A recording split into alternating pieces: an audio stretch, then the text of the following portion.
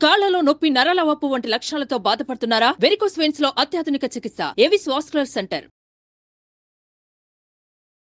నమస్తే రమగారు. నమస్తే ఏదైనా ఒక చిన్న సిరీస్ చెప్పుకుందామండి. చీకటి చిన్నరాజు చెప్దాం. చీకటి చిన్నరాజు ఏంటి రమగారు? ఏమీ లేదు, మామూలు కదే, పేరే అలాంటిది. చీకటి కోడల్లాగా ఉన్నాయి. 16 రాత్రులు అనగానే మీరు ఒకటి ఎక్స్పెక్ట్ అదే చేశారు కదా. భలే సిరీస్ రమగారు అవి. 16 రాత్రులు, అపూర్వ చింతామణి, సూపర్ అవి. ఒక ఊపు ఊపేసినాయి. ఎవరెవరు చూడలేదో వాళ్ళందరూ మళ్ళీ చూడండి. మళ్ళీ చూడండి. అవును, ఖచ్చితంగా కొత్తగా వచ్చిన వాళ్ళంతా కూడా ఆడియన్స్ డెఫినెట్ గా చూడాలండి. సరే, చీకటి చిన్నరాజు ఎవడు వాడు, ఏమిటి కథ? పూర్వం కళ్యాణి రాజ్యానికి ధర్మపాలుడు అని ఒక రాజుగారు ఉండేవాడు. ఆయన భార్య మణిమాల. చాలా కాలం సంతానం లేదట. అయితే ఒకనాడు ఈయన వేటకెళ్తే కొంచెము వేట ప్రోగ్రాం అంతా హడావిడిగా ముగుస్తూ ఉండగా ఈయన కొంచెం పక్కకి వెళ్ళిపోయాడు సైన్యం నుంచి. మామూలుగా వేటకి వాటికి ఎట్లా వెళ్తారు, గుంపు ఉంటారు రాజుగారి వెనక. దేన్నో చూసి వేట తమకం. వేట ఏంటంటే అది ఒక పిచ్చ కింద ఉంటుందన్నమాట. ఏదైనా కనపడింది అనుకో దాని వెనకాల పరిగెడతారు. వెనకాల ఎవరైనా వస్తున్నారు రావట్లేదు చూసుకోరు. అవును, అది చూసుకొని తనంతో ఈయన ఎక్కడికో వెళ్ళిపోయాడు అడవి మధ్యలోకి. వెళ్ళిపోతే ఈ అడవి మధ్యలో ఇంకా పులి దాడి చేసేసింది ఈయన మీదకి, వెనక్కి తిరిగేసింది. ఆ సమయంలో ఏమైంది, ఈయన బాణం వదిలేసరికల్లా ఈయన కంటే ముందే ఇంకో బాణం తగిలింది ఆ పులికి. అది ఎవరా అని చూస్తే దూరంగా ఒక చోట నిలబడి ఉన్న ఒక ధానుష్కుడు ఒకడు బాణం వేస్తూ కనపడ్డాడు. సరే వెళ్ళి చూసేసరికల్లా ఆమె ఒక స్త్రీ, రాజుగారి ప్రాణాలు కాపాడింది. ఆవిడ సౌందర్యవతి, యవ్వనవతి, ఒంటరిది. రాజుగారు ఎవరు ఏమిటి అని కనుక్కుంటే అక్కడున్న శంబర రాజ్యానికి రాకుమార్తెని, మా అన్నయ్య మేము వేటకొచ్చాం, నేను కొంచెం యువతలకు వచ్చాను, మా వాళ్ళు వెనకాల ఉన్నారు, మీ ఇది కనపడింది, మీరు పులిని తరుముకుంటూ వచ్చారు, పులి మీ మీదకి దూకపోతుందని బాణం వేశాను అని చెప్పింది. ఆ అమ్మాయి పేరు సుమరేఖ. ఆవిడ అన్నయ్య రాజవర్మ. ఈయన ఆవిడ సౌందర్యానికి పడిపోయాడు. ఓకే, ఆమెను వివాహం చేసుకుంటానని అడిగాడు. అడిగేసరికల్లా ఈవిడేమంది, ఇట్లా కనపడంగానే పెళ్లి చేసేసుకుంటారా అంటే, కాదు నేను వివాహితుడినే, నేను రాజు ఇంకో 2-3 పెళ్ళిళ్ళు చేసుకోవచ్చు, నువ్వు నా ప్రాణాలు కాపాడావు, నీ సౌందర్యము నాకు నచ్చిందని ఆవిడ్ని తీసుకొచ్చాడు. తనతో పాటు తీసుకొచ్చి పెళ్లి చేసుకున్నాడు. ఆ కాలంలో ఇది మామూలే కాబట్టి రాణిగారు ఏమనలా. ఓకే, చాలా కాలం సంతానం లేరు, ఈవిడికి పిల్లలు పుడతారని ఊహించారు. ఈవిడ ఒక మాధవని ఒక మనిషిని అరేంజ్ చేసుకుంది. క్రమంగా పెత్తనం అంతా చేజెక్కించుకుంది బాగా. మణిమాలాదేవి ప్రశాంతంగా నిశ్శబ్దంగా ఉండేది. ఇంతలో ఒక కొత్త వార్త వచ్చింది. ఏమిటంటే ఇంతకాలం పిల్లలు లేని మణిమాలాదేవి గర్భవతి అయింది అని. ఇప్పుడు వీళ్ళకి తట్టింది, ఈ సుమరేఖకి ఆమె అన్నయ్యకి. ఇప్పుడు రాణిగారికి అంగరంగ వైభవంగా సీమంతం చేస్తారు. పొద్దున ఆవిడ కుమారుడు పుడితే వాడు రాజు అవుతాడు. అంతే. ఇప్పుడు రాజుగారి ప్రేయసే సుమరేఖ, ప్రియ భార్య కానీ ఉత్తరాధికారి కాదు. ప్రజలు ఒప్పుకోరు. రాజు ఇంకా మరి ఇప్పటిదాకా గర్భవతి కానీ సడన్గా సంతానం అనేసరికి సంతానం మీద వ్యామోహం ఎవరికైనా ఉంటుంది. రాజ్యానికి ఉత్తరాధికారి. దాంతో వీళ్ళకి ఏమనిపించింది, ఎలాగైనా ఈవిడ్ని తప్పించాలని ఏం చేశారు, ఆ సైన్యాధిపతి, అతని పేరు ఏదో సమరపాలుడు లేదా సమర భూపతి అనుకుందాం, ఈయన ధర్మపాలుడు కదా, ఆ సమర భూపతికి ఒక ఉత్తరం వచ్చింది. ఏమని, మణిమాలాదేవి రాసింది, రాజుగారి ప్రవర్తన బాగుండలేదు, ఎక్కువగా ఆయన సుమరేఖతో గడుపుతున్నారు, మరి సుమరేఖ పరిస్థితి కూడా ఏదో, ఆ అమ్మాయి చాలా పెత్తనాలు అవి చెలాయిస్తుంది, ఒకసారి రండి మీతో మాట్లాడాలి అని రాణిగారు రాసినట్టు ఒక ఉత్తరం రాయించారు. ఉత్తరం చదువుకున్నటువంటి సమరవర్మ వచ్చాడు ఇక్కడికి, అంతఃపురానికి వచ్చాడు. ఈ ఉత్తరం పంపించే రోజుల్లోనే ఈవిడ రాజుగారికి చెప్పింది, ఏమిటో ఆవిడ గర్భవతి అని అదని, ఇన్నాళ్ళు కలగని సంతానం ఇవాళ ఎలా కలిగింది, మీరేమో ఎక్కువగా ఇక్కడ స్పెండ్ చేస్తున్నారు, అప్పుడప్పుడునే వెళ్తున్నారు ఆవిడ దగ్గరికి. ఆవిడ మీద కొన్ని మాటలు పుట్టినాయి. నా చెలికత్తెలు చాలామంది నువ్వెవరితోటి మాట్లాడావు మగవాళ్ళతో, మీ తోడుకోడలు అందరితోటి మాట్లాడుతుందని నాకు చెప్తున్నారు, సైన్యాధికారితోటి ఈవిడికి సంబంధం ఉందని రాజుకి హింట్ ఇచ్చింది. నేను నిరూపిస్తా, వీళ్ళిద్దరూ కలిసి ఉన్నప్పుడు నీకు నిరూపిస్తానని చెప్పింది. రాజు కొంచెం కాస్త ఆలోచిస్తున్నాడు, అవునా కాదా, ఇంతకాలం నుంచి కలుసున్నా, ఆవిడ చిన్నప్పుడే పెళ్ళయింది, ఆవిడ ఎప్పుడు అలాంటిది కాదు, ఇట్లా ఎందుకు వచ్చింది, ఈయనకేమనిపిస్తుంది, నేను సుమరేఖతో ఎక్కువ గడుపుతున్నా, అందుకని ఈవిడేమైనా కొత్త వేషం వేస్తుందేమో అనిపించింది. ఈ ఉత్తరం చూసుకున్నటువంటి సమరవర్మ గారు వచ్చాడు. వచ్చి వాకిట్లో నుంచి లోపలికి అంతఃపురంలోకి ప్రవేశించాడు.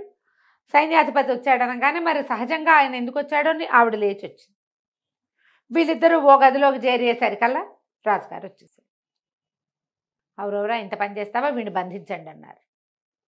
సైన్యాధిపతిని బంధించేశారు.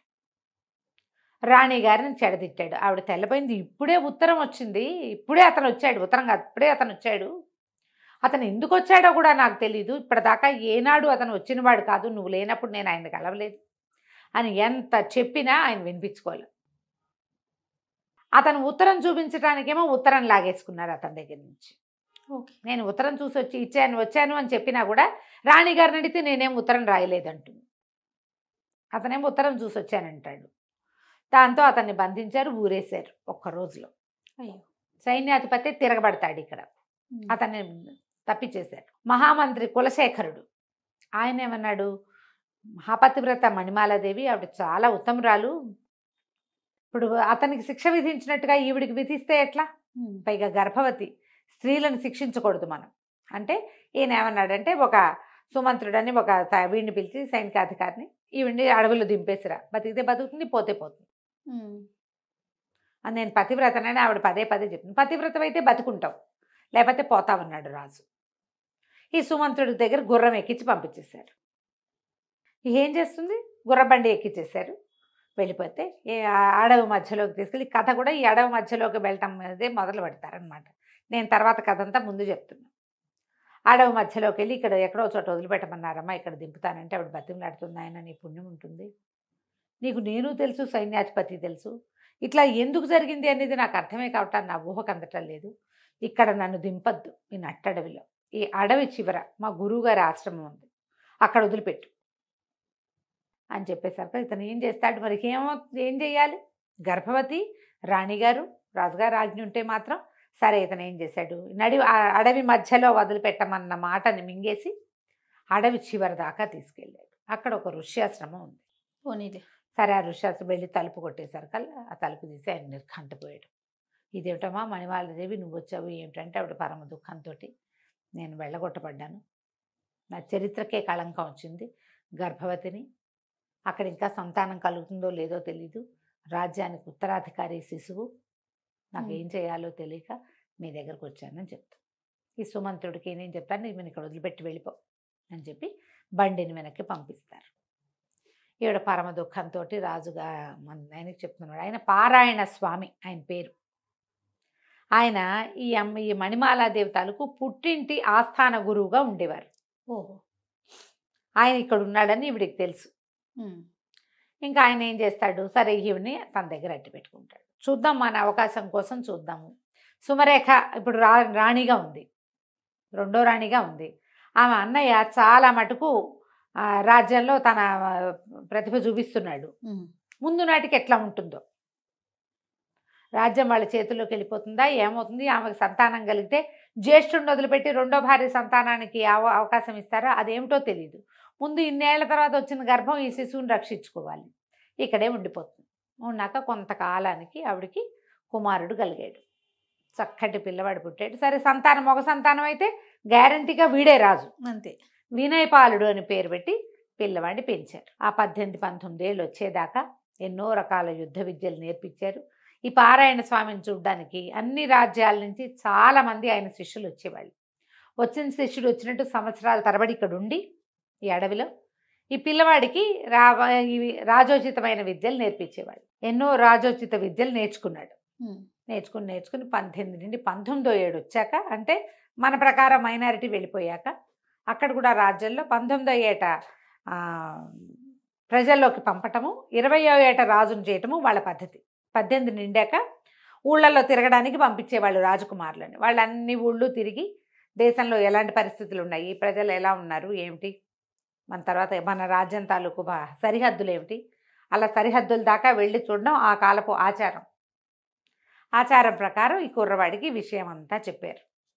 ఇది మన పరిస్థితి అని చెప్పి, నువ్వు వెళ్ళి నీ రాజ్యాన్ని వశం చేసుకునే పూచి నీది, ఏం చేయాలి ఎలా చేయాలో మేము చెప్తాం, అడవి చివరి నుంచి అడవి మొదట్లోకి మేము షిఫ్ట్ అయిపోతాం, నీకు అవసరమైతే ఏదైనా సహాయాన్ని మా సలహాన్ని నేను అందిస్తానని చెప్పాడు పారాయణ స్వామి. చెప్పాకే కుర్రవాడు మన వినయ్ పాలుడు ఏం చేశాడు, కొంత ధనాన్ని మూటగట్టుకుని ఈవిడ వచ్చేటప్పుడు కొంత బంగారం తెచ్చుకుంది, ధనం తెచ్చుకుంది. తర్వాత ఇక్కడి నుంచి వచ్చేటువంటి శిష్యులు కొంత డబ్బు చేర్చారు ఇక్కడికి. ఆ డబ్బు మూటగట్టి ఆ అబ్బాయికి ఇచ్చి పంపించారు. అతనికి ఒక గుర్రాన్ని అరేంజ్ చేశారు, గుర్రం వేసుకుని ఈ అడవంతా దాటి తర్వాత కాలంలో అమ్మ తండ్రి తల్లి పారాయణ స్వామి కూడా అడవి దాటి ఇటు చివరికి వస్తారు ఊరు వైపుకి. కానీ ప్రస్తుతం ఇతను వెళ్ళాడనమాట. వెళ్ళి కళ్యాణి రాజ్యంలోకి ప్రవేశించాడు. ఈ కళ్యాణి రాజ్యంలో ఎలాంటి పరిస్థితులు ఉన్నాయంటే రాజుగారిని చంపేశారేమోనన్న అనుమానం ఉంది. ప్రస్తుతం రాజుగారు రాజవరమే ఉన్నాడు. సుమరేఖకి సంతానం కలగల. ఈ 18 ఏళ్లలో సంతానం కలగలేదు. రాజ్యం ఆవిడది. రాజుగారు తమ మాట వింటలేదని ఆయన్ని ఖైదు చేసి హౌస్ అరెస్ట్ చేశారని, అంతఃపురం లోపల భాగాల్లో ఎక్కడో ఆయన్ని బంధించారని చెప్తారు. కానీ ఆయన అయితే ఎవరికీ కనపట్టలే. చంపేశారన్న మాట కూడా ఉంది. ఓకే, చంపేశారో బతికుంచి ఉంచారో అది ఇంకా తెలియదు. అది కూడా ఈ అబ్బాయి కనుక్కోవాలి. సరే, ఇతను ఏం చేశాడు, వెళ్ళి ఒక పేదరాశి పెద్దమ్మ ఇంట్లో చేరాడు. ఆవిడకి ఏం చెప్పాడంటే, ఆవిడ బాగా పాత రోజుల్లో బాగానే ఉండేది, ఇప్పుడు ఆవిడ దగ్గర ఏం లేదు, బయట నుంచి వచ్చే జనాలు కూడా ఎవరు లేరు. పెద్దమ్మ, సరుకులన్నీ తెచ్చి పడేస్తా, నాకు వండి పెట్టు, నువ్వు కూడా హాయిగా తిను, నేను ఎందుకు వచ్చాను ఏం చేస్తాను లాంటి పడక్కు, నీకు తిండి కావాలి అది నేను పెడతా అని చెప్పి సరేనని ఒప్పుకుంటూ వీడు ఏం చేశాడని సరుకులు తీసుకొచ్చి పడేశాడు. చక్కగా కమ్మగా వండి పెట్టేది, హాయిగా తినేవాడు. రాత్రిపూట పెద్దమ్మ కూడా తాపేసుకుని వీడు పక్కనే పడుకునేది, కానీ వీడు మంచం మీద పడుకునేవాడు. చల్లగా అర్ధరాత్రి అయ్యేసరికి ఊళ్ళోకి వెళ్ళేవాడు, ఊళ్ళో తిరుగుతూ ఉండేవాళ్ళు. అయితే ఇక్కడ రకరకాల పరిస్థితులు నడుస్తున్నాయి ఊళ్ళో. ఎప్పుడైతే రాజుగారు లేకుండా రాజుగారి బావమరిది రాజు అవుతాడో ప్రజలకు ఒక అసంతృప్తి ఉంటుంది. మధ్య మధ్యలో చిన్న చిన్న దొంగతనాలు, దారి దోపిళ్ళు అవి జరుగుతూ ఉండేవి. ఈ దోపిళ్ళని వాటిని అరికట్టడం కోసం కొంతమంది పూర్తి పాత రాజుగారి సేవకులు ఉంటారు, ఏమంటారు, నమ్మిన బంట్లు, వాళ్ళు తిరగబడతారు ఎక్కడో చోట. వీడు రాజు ఏంటి, వీడు అసలు మన రాజ్యం కాదు, వీడిదేమో అదేదో పల్లెటూరు వాడు, అంటే వీళ్ళు ఏమనాలి, ట్రైబ్స్ వాళ్ళు,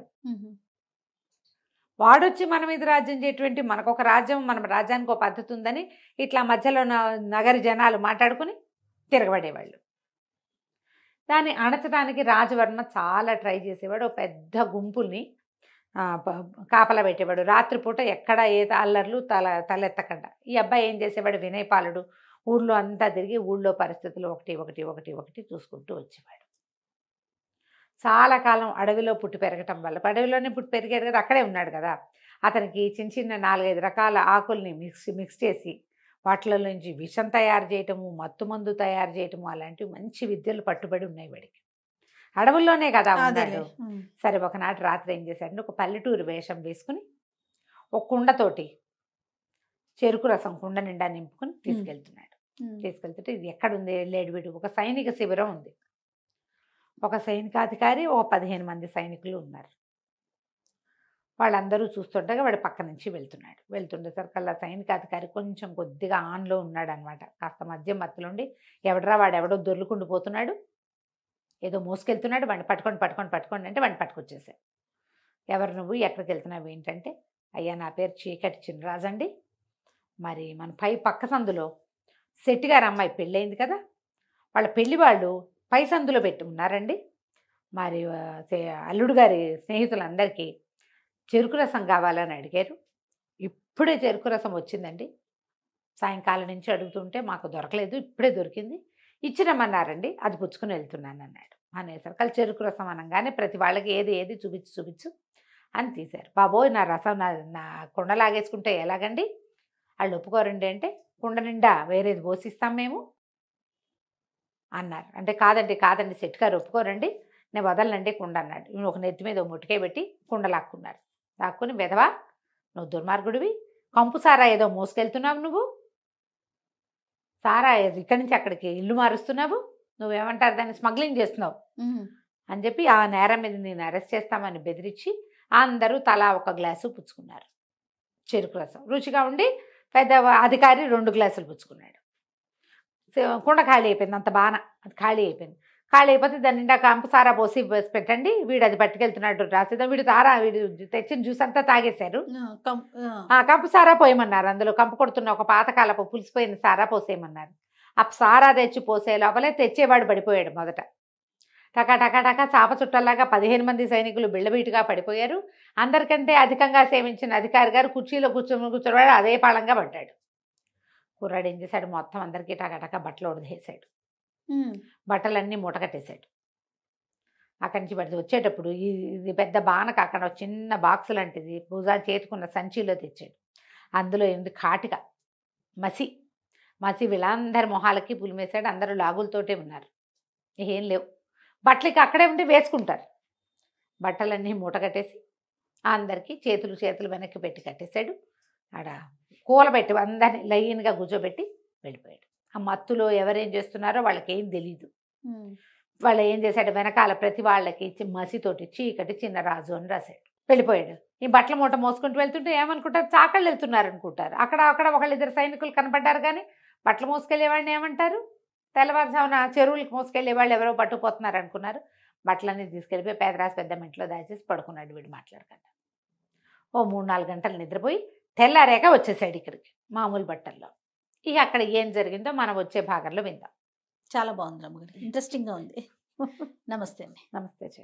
సుమన్ టీవీలో మీ పర్సనల్ అండ్ బిజినెస్ ప్రమోషన్స్ కోసం కింది నెంబర్కి కాంటాక్ట్ చేయండి.